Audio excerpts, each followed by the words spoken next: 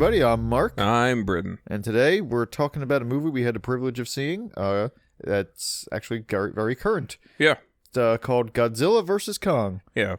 And I will give a quick full disclosure that we are going to probably delve into spoiler territory. More than likely. It's, it is definitely worth it. If you... want to see this movie, by all means, get back to this. But it is definitely, we are definitely going to have to delve into it. Like, there's really no way to not delve into spoilers to talk about some of the aspects of this movie. Yeah. So just a full disclosure, and I guess we'll get started.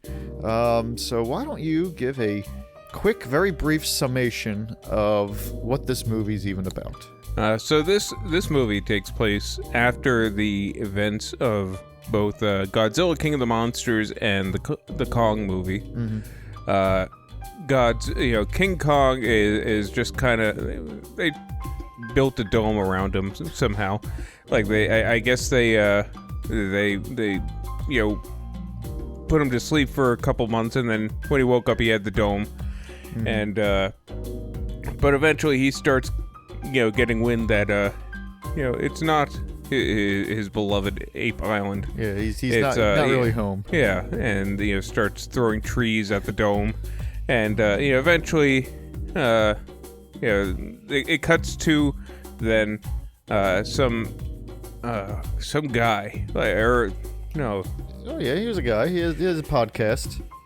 He has a podcast. He works for he works for this big clandestine organization, kind of a big tech industry. I want to say something like a Weyland-Yutani. Yeah, something like that.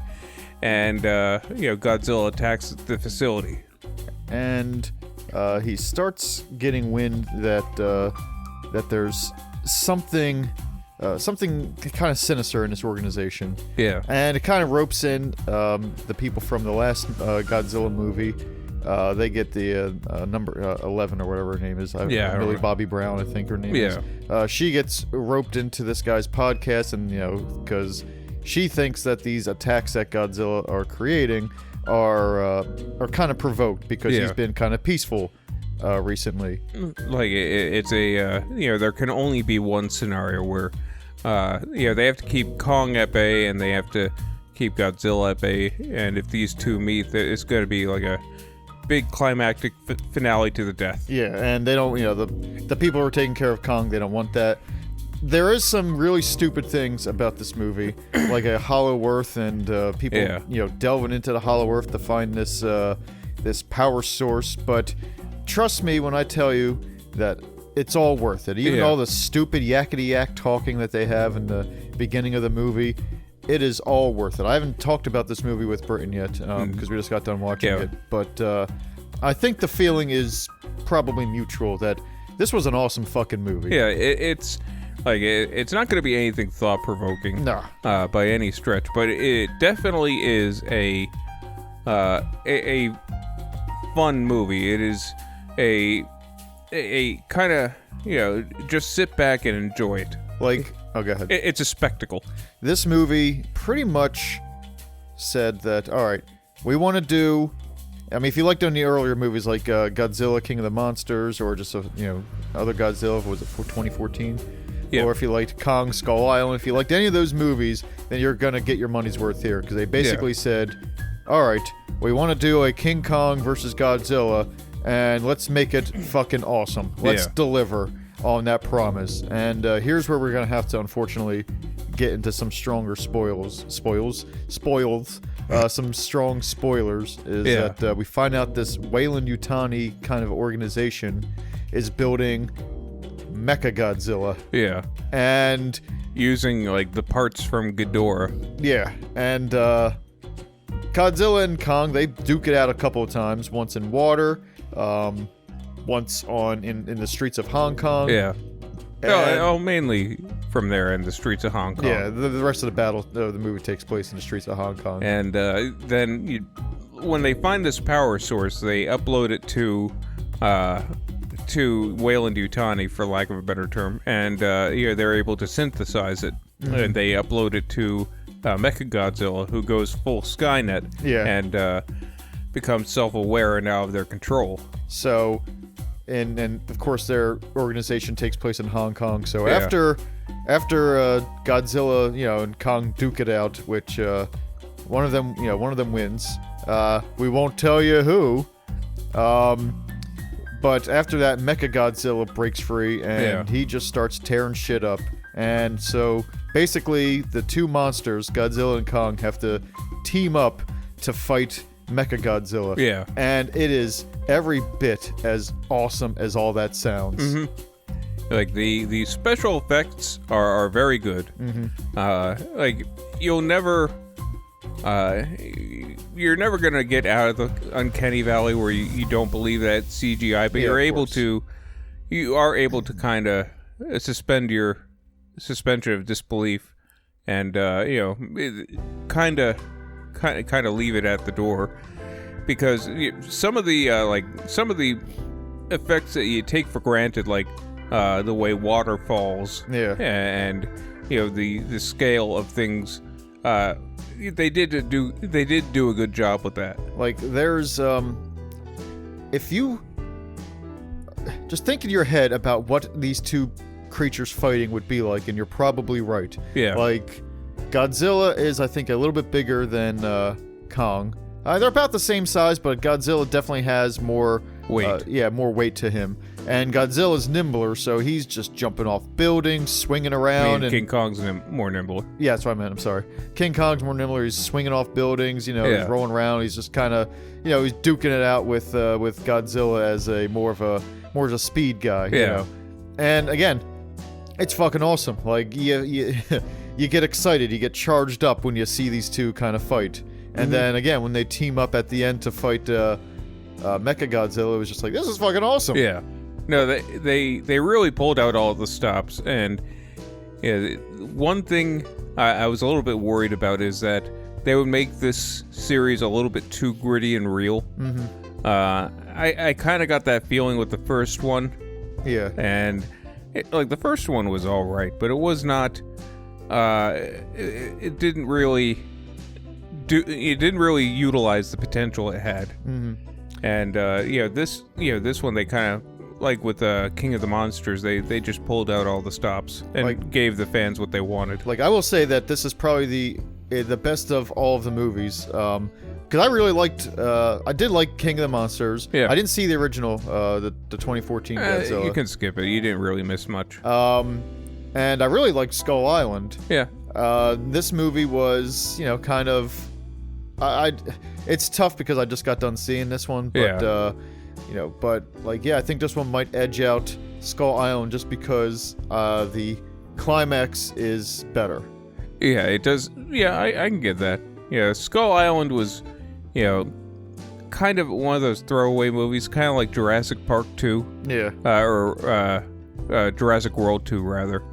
To build up to something better. But even though it was a throwaway movie, it was still good. Yeah, like, I would say that that Skull Island, the best thing it had going for it was when we first see King Kong. Yeah. When we first see him and he's attacking the planes, it's like, yeah, this is awesome, Yeah, King Kong during it was awesome. John C. Reilly was hilarious as usual. And, still a very solid movie. But this movie just definitely, again, even though they're probably like, all right, we know that we have human characters that have to do stupid human character things. Yeah. It'll all be worth it because the monsters fighting is fucking awesome. Trust us, folks. You'll go into this movie after the first 20 minutes and be like, this is ridiculously stupid. Mm-hmm. And then by the end, you'll be won over like, okay, I'm okay with all the stupid things because it was leading to something good. Yeah. Though that being said, I did think the whole podcast thing with 11 was just really it wasn't even a B story, it was a C story. Yeah. Like, they really could have cut out that entire sequence and the movie would have not suffered from it. Yeah, I 100% agree. I really think it was a case of them saying, all right, we still have these characters from the last movie. And 11 is still on top of the world right now. You know, she's still a popular actress. So what are we gonna do with this? And they just kind of they made something to fill in, you know, the intervening times. But again, to me, it was like, it's bad.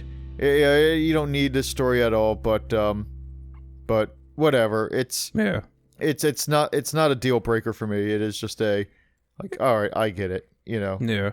Though, like, I would hate to do it, but you know, you can just kind of cut them out of the movie, and the whole subplot with you know, the Weyland-Yutani Company, you can kind of intersperse that with you know, the daughter that he sends along with him. Yeah, like you don't really need the whole podcaster thing whatsoever. But you know, that's what I will say. There's one part of the movie that I do really think was a glaring oversight. What's that? I've talked about this when we were watching it. When they were in the Hollow Earth, gravity is like inverted in certain places. So like Kong jumps up, and then, you know, there's like a mountain like above him, like a stalactite, and he jumps up, and like the gravity flips, and now what he's standing on is, from his point of view, basically the ground. It's like, there's kind of this ground above them type. Yeah. So and in the middle, there's like a little asteroid belt where things are like perfectly balanced and hovered. You know. So why the hell wouldn't you have the monsters go down there and fight it for a little bit? Yeah. A gravity-defying fight where like he could literally just leap off the earth and like knock a guy, you know, down, and then jump off the ceiling. And it's like, it could be awesome.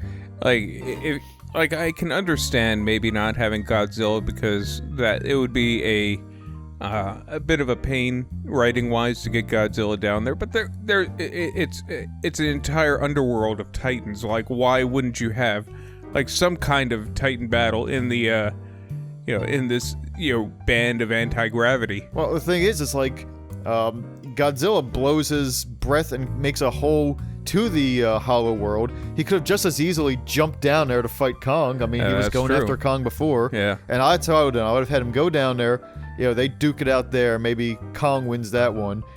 Because clearly this is not Godzilla's, you know, locale. You know? He can't fight on this because of the advantages to Kong. So Godzilla goes back through the hole to Hong Kong.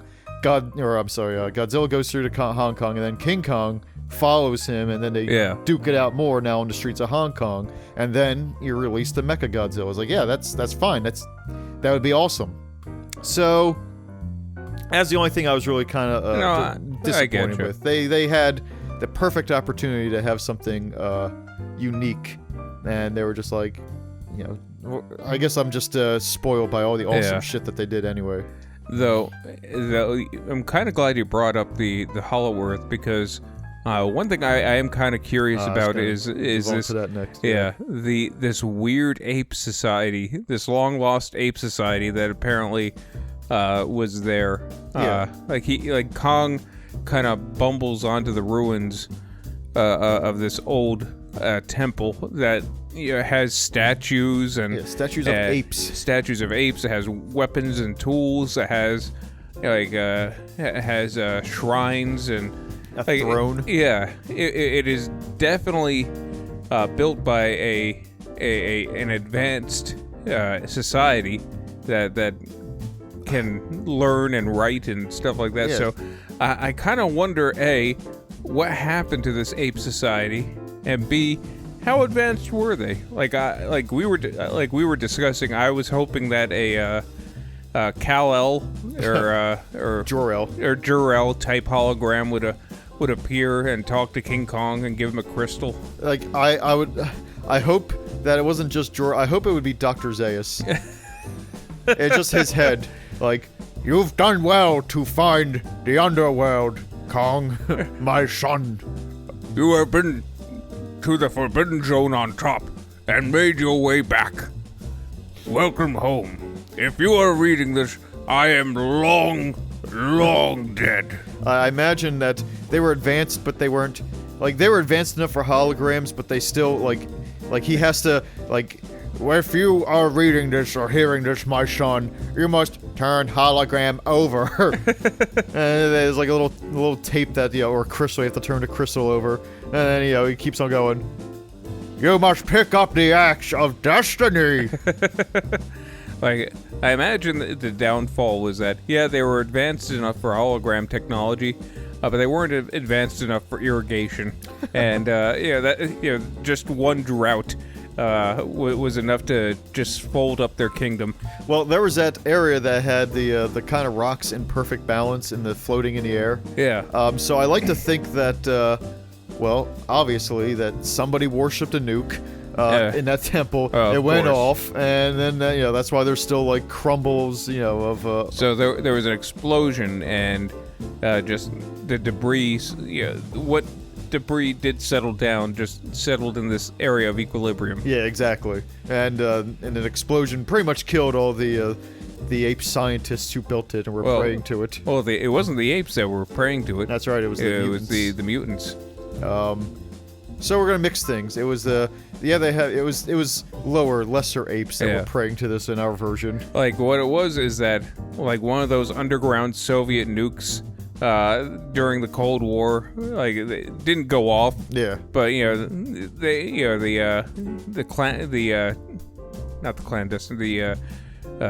subterranean giant apes like discovered it and then re-engineered it, and it went off.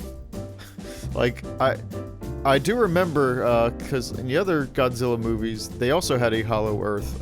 We were talking about like especially Godzilla versus Megalon. I think that was kind of the big thing. They had that underground subterranean. Wasn't it like Atlantis or something? It was like something weird like that. And they were like this underground group that were just kind of upset that the world above was like doing nukes, so they decided to murder them with a monster. Yeah. It probably would have worked had there not been a giant monster to meet them. Yeah, if there wasn't a Godzilla up there, it would have been fine. Like, So now, I guess if we mix all these kaiju movies together, I guess all the kaiju come from this one Hollow Earth where they're just where they're all just giant. And I don't want it to be an ancient ape society in robes. I want it to be, I know it might sound boring, but a race of giant people. Giant people built these weapons and everything. Like, kind of like giant cavemen almost. All right. But, the size of King Kong. But just people? Yeah, just people. And they built, I guess they worship apes? No. Why they build all these ape statues? They built a statue because that was actually, they had apes living there, and that was after Pompeii. They just, oh.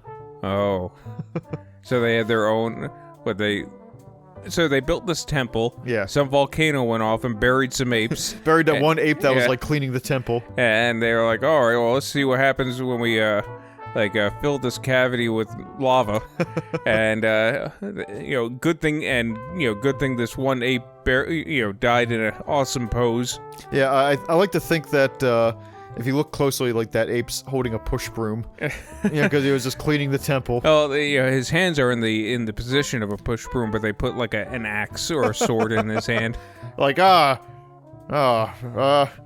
we can't have him go down like this.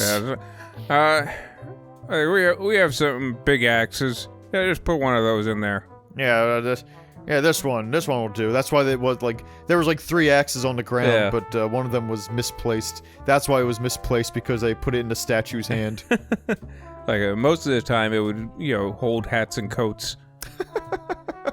As I say, after a few years, I imagine like pieces of the statue fall off. So it's like one of its arms falls off, so they have to replace it with something else. I imagine just generations go by and people are taking the they think it's a legitimate statue until the face falls off and reveals a skull.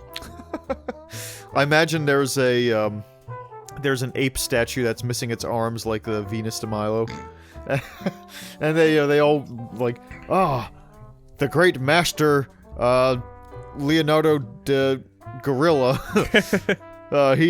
He built such a lovely masterpiece. Yeah. I can buy that. I don't know, I genuinely think that they're apes. I think it's an ape society. Yeah, I think it's a whole ape society. Like I think they were, they weren't that too advanced. Like maybe early Mesopotamia. Okay. But somehow Kong, like his family, were I guess were heretics and were banished to the surface. They had to go to Skull Island. Yeah, they were banished there because they didn't believe in the one ape god.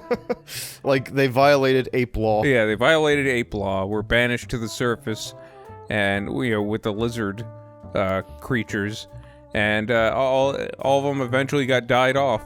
Like I'm kind of curious of what crime, a better crime that his parents could have committed other than heresy. Yeah, because I like to believe that his parents tried to rob the ape bank.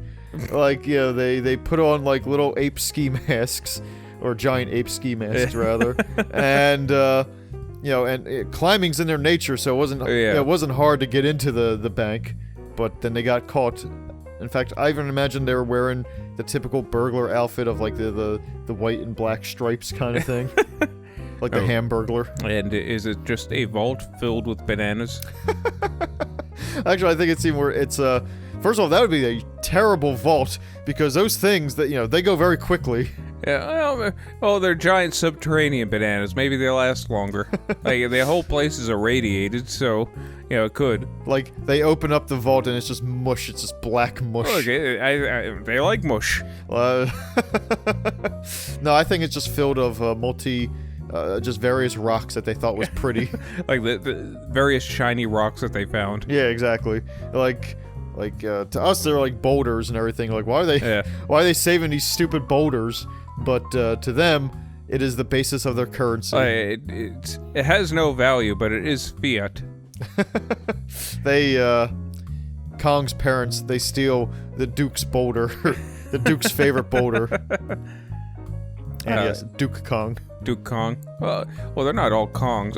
Maybe there's multiple families, he is of House Kong, and the other one's of House Chim Chim or something like that. House Coco. House Bobo. And so these two are there's a peace between all the houses. Yeah. But, at least an equilibrium. Yeah, and House Kong violate that peace by trying to steal the pebbles from the bank. Yeah, it's kind of like a Game of Thrones scenario. The five great ape houses go to war against each other. And the Kongs were banished as a result. And they had to give up their pebbles. I imagine it's almost like the Godfather, where it's like the big New York City mafias all go together. This one's just the Kong father. And an ape, enters a room and kisses another ape on the boulder ring, and on the day of his daughter's wedding. I imagine that there is actually, I don't want it to be Godfather. I want it to be just taut political intrigue, like House of Cards. Yeah, exactly. It's not over the top, violent or anything like that. But there is you can definitely see the machinations of these apes trying to, kind of unseat other apes. Yeah, there's scandals. Mm-hmm. There is a murder, but it's more of one ape has a dead ape prostitute in his in the back of his. I imagine it's a Fred Flintstone type car. Well, I imagine the car. That's fine. I don't think I think that the dead body is. Yeah. I think that it is a he ran over one of the other apes kids. Oh, with his Fred Flintstone car. Oh, okay. So it's House Kong ran over the young senator from young senator's child from House Bobo. House Bobo. And so what he does, what House Kong does is they put the the dead ape kid, like, in their car, and then they drive it, somewhere, and they try to bury it. They try to bury the scandal, and I don't think, at that level, I don't think they're at burying territory. I think they put him in his car and stage an accident and put a giant syringe of Kong heroin in his arm. Banana heroin. Yeah. I was actually gonna go a different route where they bury the kid, or they get rid of the evidence so they don't get found out. But now House Bobo, they don't want to lose face because they're like, what happened to our kid? Where's our kid? Yeah. So they cook up a kidnapping scheme and say that their kid was kidnapped, and House Kong knows it's a lie. Yeah. But they're trying to use this tragedy, to House Bobo. They're trying to use this tragedy to kind of gain more power. Because House Bobo, despite their goofy name, they are the most cutthroat of the houses. They'll stack any cards they can, so long as they don't get caught in the process. So now they want to use his grief as a way to grab more power. Yeah. And House Kong knows that if they reveal the secret of what happened, it will expose them as liars, and it'll take them, take the House Bobo down. Yep. But it'll also expose them to killing their House Bobo's kid, and so it really is it's a conundrum. Do they reveal their part in this, or do they let them seize power? And I think eventually it is revealed that House Bobo does reveal, or it is revealed that they had staged the kidnapping, but they say it's out of grief or retaliation, and House Kong does get the inevitable banishment. I think that what happens is House Bobo, they're using this kidnapping ploy as a way to get this power, and House Kong, they decide to reveal the truth, but it's too late. It's almost out of desperation, because they see how quickly they are gaining this power and how strong the house is becoming, and so they say, we can't wait anymore. Hey, this your kid's not kidnapped, it's right here. And of course at this point it's too late. Their power is too strong, and they're lucky to get banished. Does House Bobo send a finger to House Kong? I think what happens is they go onto the world stage and show that the kidnapper sent this finger, and it turns out it's just one of their it's just the wife's toe that he cuts off of House Bobo, and he sends it to show as proof that the kid was kidnapped. And people again, they eat it up. It's a well-oiled machine of deception and lies. Yep. Now, would this end with the ape president going on ape TV and declaring the banishment? Yeah. Or is it more of a monarchy? I like to think that it is at the beginning of all this, there is a balance where all apes rule power in their own house, but no more. But this actually kind of it's almost like voting for Senator Palpatine, and it solidifies, and now it is an ape dictatorship. So so this happens. House Kong gets banished, and then House Bobo kind of claims that balance, the balance cannot be sustained as is, and they need one unified leadership. Exactly. Under House Bobo. Mm-hmm. And because even though they banish House Kong, it is actually a cunning political ploy to not murder them, but to just banish them, so that it shows that there are wise leaders, and that they need to kind of everyone needs to fall in line behind them. And this issue with House Kong kind of shows the importance of having one unified leader, and it all falls to House Bobo's way of reckoning. And then they talk about brutal. They lead with an iron fist, and it actually leads to the downfall of their civilization. Yeah, it is a almost an Emperor Nero type situation. Like that ape statue, that was a statue of House Bobo's leader, at the time. And so even though Kong doesn't know any of this was before he was born.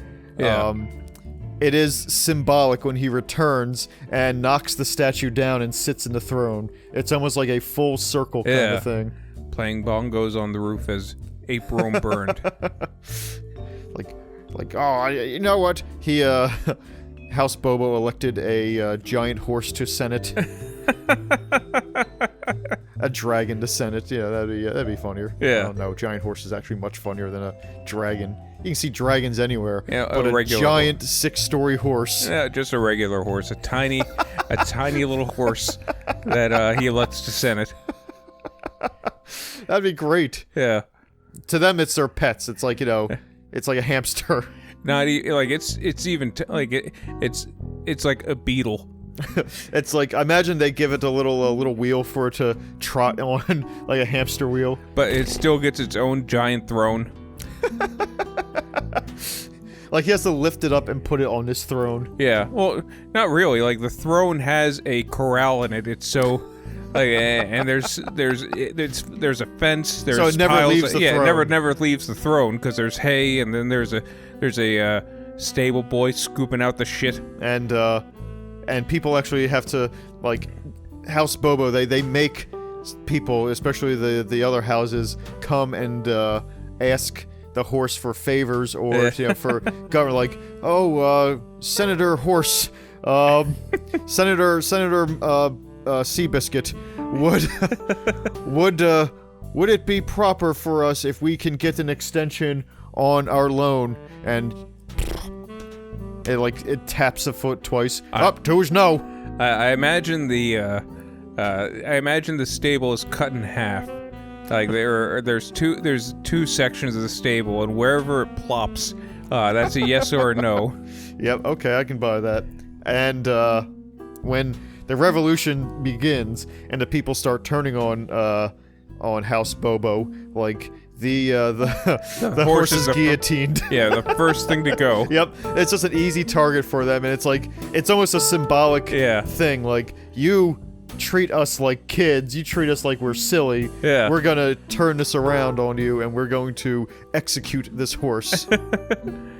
and Nero Bobo is distraught. Oh yeah. He, you can't really get too many horses. No, you have to bring it down from the surface. Yep. And half of them implode because of that weird gravity thing they were talking about. So yeah, it's a tough get. Yeah. So he's kind of upset, but also he's upset because it's like, the tides are turning, and the more people start to rebel against him, the more he feels he has to tighten his grip, and that just makes more people, rebel against him.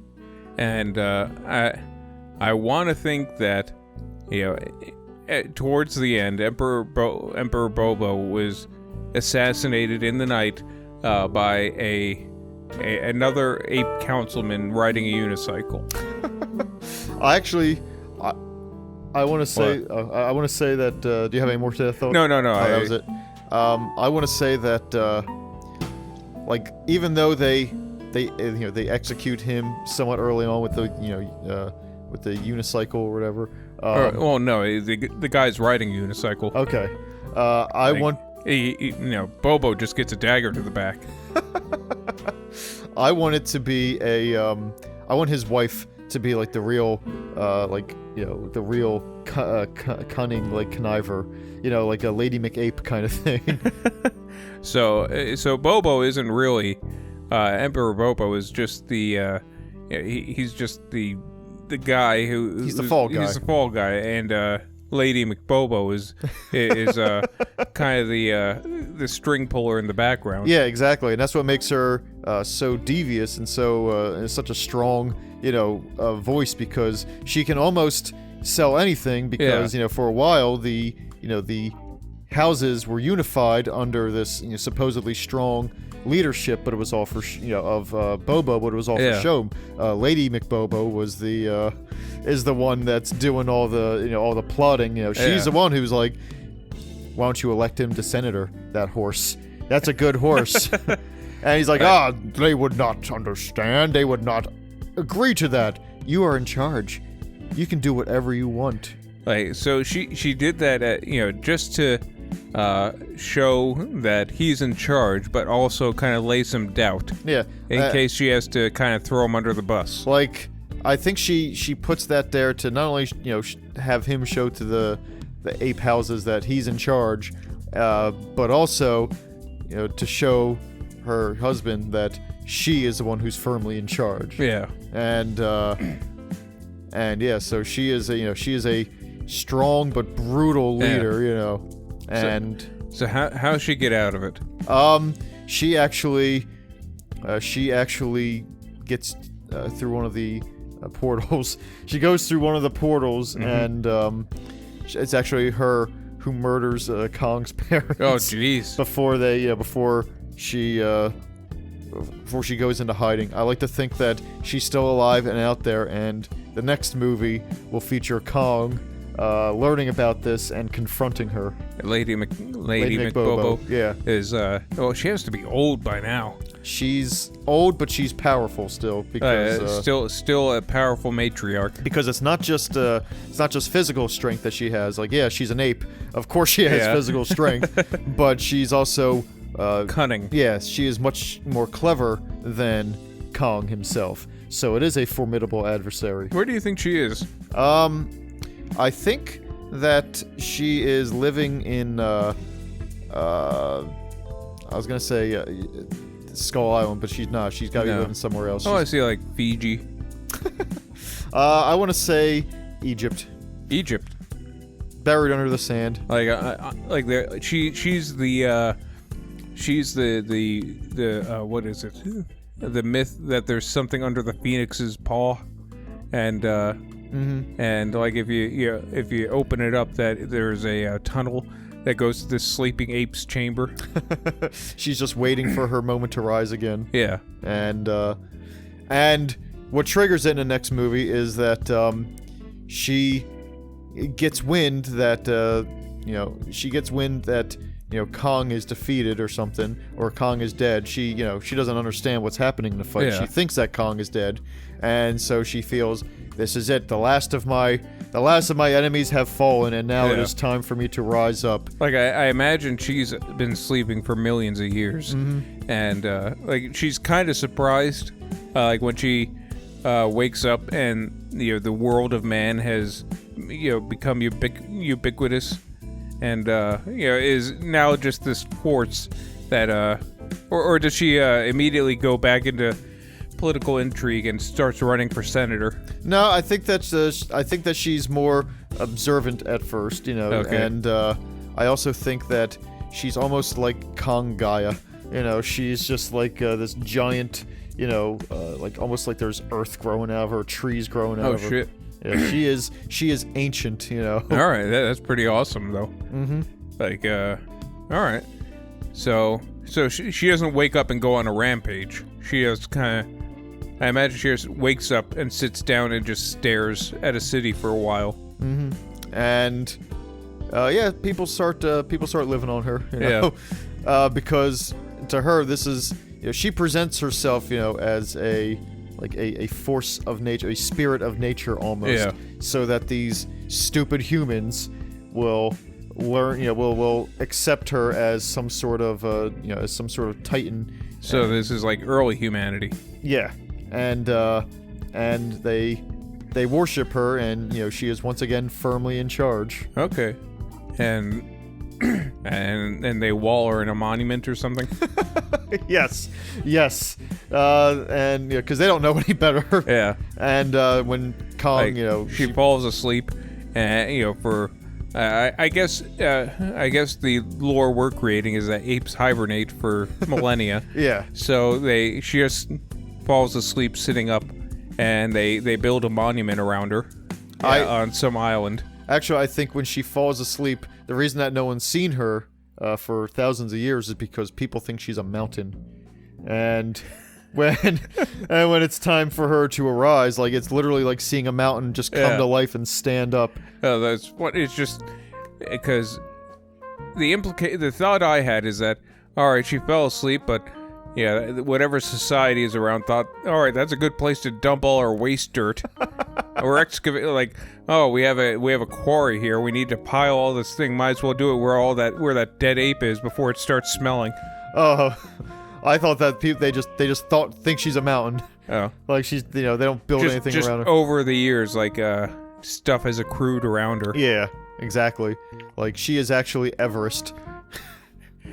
That's a big ape. And bite your head off. And the movie starts with somebody climbing Everest. Maybe it's not Everest. It's just a mountain, but it starts with somebody scaling this mountain, reaching the top. It's like a group of hikers, and they're excited, and like, high five, bro! We just climbed to the top of this mountain, dog. And I don't know who that guy is. Like they start hammering the pole for their flag into the mountain, and then it starts bleeding. And they're like, oh, tubular, what's that? I don't know how people talk. And, apparently. And like nearby, like further down, they like, what's going on? They just see like the rocks and everything just scale back, and it's an eye that opens, and she is awake now. And yeah, it's just a wake of destruction. Mm-hmm. And like now the only one who can stop it is Kong. Like, yeah, Godzilla's going around doing his thing, but this is more of a sequel to the Kong movie than so this is Kong's fight. So he wants to, and she's almost like an ape turtle. Like she has the shell of mountain around her. Mm-hmm. And Kong has, let's be honest here, Kong has a hard time fighting her. Yeah. And I don't want any humans to do anything to save the day. I want it to be straight up Kong. Like, how would Kong beat what essentially is a mountain? Huh. Like, other than just doing what he normally does and beats the shit out of it? Yeah, other than just punching it and opening it and ripping her mouth open. That's tough. Like, I would imagine he would have to bring her back down to the center world and probably throw her into a volcano. I was thinking that since apes can't swim and she's probably heavy, they just kind of, they fight. It takes place on an ocean or something, and he she just goes to dumps her. Yeah, he just dumps her in the trench. Yeah, the Mariana Trench. Like she doesn't. I imagine she doesn't die. Mm-hmm. She's just there because she can't get back out because she's stuck. Because the pressure is so insane. So she's just waiting for another opportunity. But squeezes her down to normal ape size. And she'll find her way up eventually. Like I imagine the entire time she's gone, that's just her scaling the trench. Yeah, I imagine that, like, first of all, it takes millions of years for her to get shrunken down to the size of that ape, and then it takes another million for her to balloon back up. Yeah, and get out of the trench. Because she has the bends that you would not believe. And when she does finally, come out to Earth again, the Ghostbusters are there, and they just cross the streams and kill her. It's easy. And all the viscera dumps on Walter Peck. He looks up and that's it. He's just done. He was just done cleaning off all the marshmallow. And because again, she's kind of almost Gaia-esque, so there's trees and rocks that fall on him too. It just crushes him. Or maybe just his legs. He's just pinned under a boulder. It's like, that's a very gentle reaction to. He's had a hard day. It's been one for the books. Yeah. I should have left those Ghostbusters alone. I would not be pinned under the rock from a giant ape. I shouldn't even gotten out of bed today. You try and shut down one shyster, and you get crushed by a giant ape rock. Who would have thought? Oh well. That's life, I guess. That's my life anyway. C'est la vie. Yeah. That is the only way that you can do a sequel to the Kong movie. I cannot think of any other way to do it. Or probably just another big animal from or maybe Kong is just farming giant turnips like Thanos. Like, Yeah, that's it. I had a thought to say, but I don't have any thought to say anymore. What? No, I literally I forget the thought that I was gonna say. Yeah, giant turnips like Thanos. What would Kong do with the Infinity Stones now that I think? It'd probably be bananas. Just eats it. He doesn't understand. Like, let's see, if he could wear a giant gauntlet. I don't think he would need to. I think Kong would be strong enough to just hold the Infinity Stones by himself. And he can pretty much do whatever he wants. He makes I imagine that, like, not only is there like an infinite amount of bananas that, that form, but I imagine like he changes little things like a kid. Like, he turns a Statue of Liberty into a giant statue of a banana. And, yeah, then he, or he maybe wishes for, I want so many bananas, like an infinite amount of bananas, and that just causes problems. Yeah, like it collapses into a star. A banana black hole. Like, and he enters it and goes into the Banana Singularity. And science doesn't know what's in there, but he does. And I'm guessing it's not good. Just bananas. It's bananas as far as the eye can see. Like, literally, light cannot escape from these bananas. Like, it's bananas in ways science cannot calculate. Bananas in shapes and dimensions that are not of this universe. And, like, at first, he loves it. This is Kong heaven. But then he realizes that I kind of want to get out of these bananas, but he just can't. It's like, I do like bananas, but that's too many bananas. And he left the stones, in the universe. Oh, he snapped and they're broken. Oh. So now he's just stuck in this banana reality, where particles are bananas. No, here we go. And just bananas. And have you ever eaten a 5-dimensional banana? It is not an easy banana to swallow. It is not an easy banana to pass. I imagine that, at first, he's kind of like Homer in the land of chocolate, where he's just, like, walking around and eating everything, and eventually... He becomes Homer when he comes to the people reality in the Halloween episode. Yeah.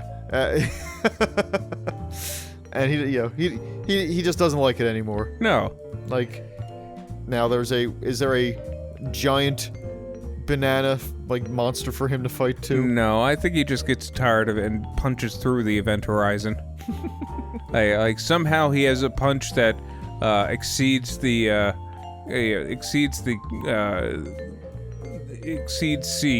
and okay.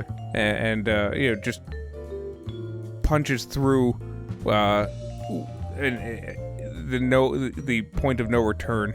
And I imagine he comes back to Earth or whatever, and it's just like he's a little different. He's changed. Well, depending on how long he's been there might not be an Earth left. Oh my gosh, he's because he might have, like, from his point of view, it was maybe 2-3 weeks. Yeah, but in a singularity, feasibly, like the eons could have passed. Like, he walks out and there's he just missed, like, heat death, so there's nothing in the universe anymore except for Kong. Gaia had or Lady McBobo absorbed the rest of the planet.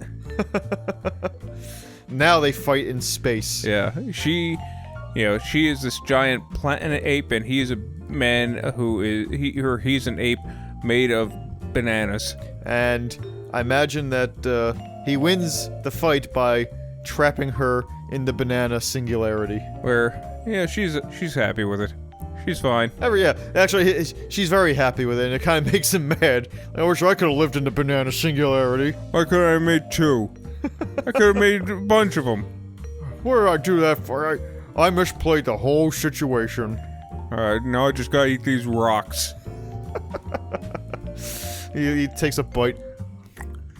I miss my bananas. Every now and again, he somehow, like, looks towards the Banana Singularity, and he can almost see the fun she's having. Like, she's riding on banana roller coasters and like riding banana ponies. Yeah, and he's just dumb. And that's it. That's That's the next Kong movie. It's a Anything roller coaster of a movie. Anything less than that, and I will be thoroughly disappointed. These guys have set an insane bar for us to meet. Listen, can we do a movie? No, we can't do a movie like this. We'd be run out of Hollywood. I don't know, though. It will give the audience something they've never seen before. Like, the MCU is gonna sue us if we do it, though. Like, you can't just take their Infinity Stones and not expect them to be... And then, Infinite Bananas? This is stupid. This is a stupid Alright, movie. maybe he finds an ape genie. No, that's even worse. Is the genie an ape? Well, of course. And the oil lamp is a... Banana. Yeah. It's banana shaped. There's a whole banana theme we have going on. He's an ape. Yeah. Like, apes like bananas. That's all. That's all there is. That's all they do. They like bananas and wearing little tuxedos. And riding on unicycles. And smoking cigarettes. Yeah. So on that note... King Kong versus Godzilla. Godzilla versus Kong. Yeah, one of those two. God. Good movie. Like I said, you're not gonna come out of this, a different person or learning a moral lesson. It's a fun movie, just to sit back and enjoy. Yeah. And I think it fully accomplished that task. Hey, it is a fun popcorn blockbuster. This is one of the. This is actually the first movie. In like a couple years, I've actually been excited about seeing, before it came out. Yeah. And it kind of met the expectations I was hoping for it. So, give it a look because it's fucking awesome. And that'll be that. Okie dokie. All right. Thanks for listening, everybody, and take it easy now. Toodaloo. That'll hold a little SOBs.